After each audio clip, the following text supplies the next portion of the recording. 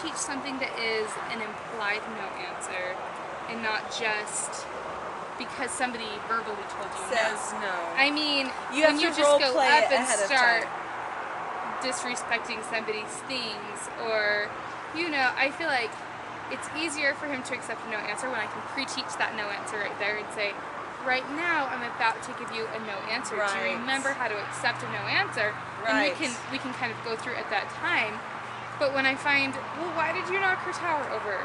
Or why did you, I mean, this morning he was holding her clothes because he didn't want to wear them because they were the clothes she wore yesterday.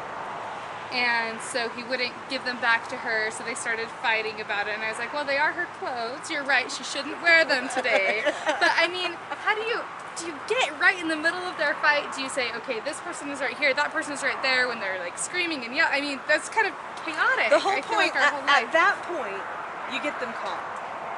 So at that point you say, you mean I get myself calm? Yes. First you get yourself calm. Absolutely. First assess you. Am I calm? If so, carry on.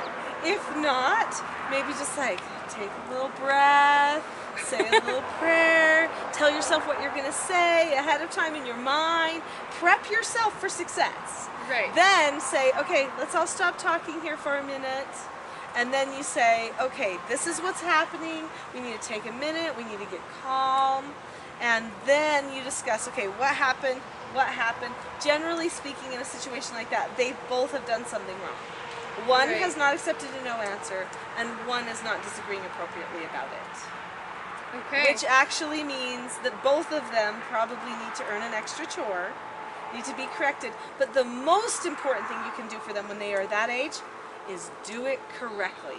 So you go back to the situation and you do it correctly again. Now I want to go back a little bit to a question you asked before this, which was, what about those implied no answers? How do you teach implied no answers?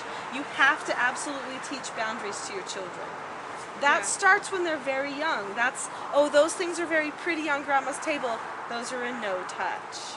Oh, that belongs to so and to so we're not going to touch that. So you go to places, you pre-teach a lot of implied no answers, and then you correct in the moment.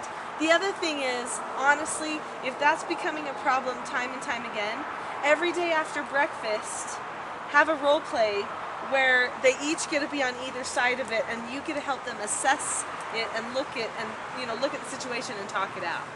Okay. So I think we're missing a lot of pre-teach there, that I kind of just assume that they understand no answers. When they've been taught it once, but they need to probably learn that on a consistent basis. Absolutely. Keep being pre-taught over and over and over again. Yes, because they're young. For that, And honestly, their experiences seem so drastically different from one day to another that it sometimes takes a lot of repetition before it really becomes a habit. And then when they hit a new stage and have new emotions, they need new practice again. And it's the same old skills, but it seems new because you're practicing it with a little bit more mature circumstances. Right. So you just keep teaching it over and over again.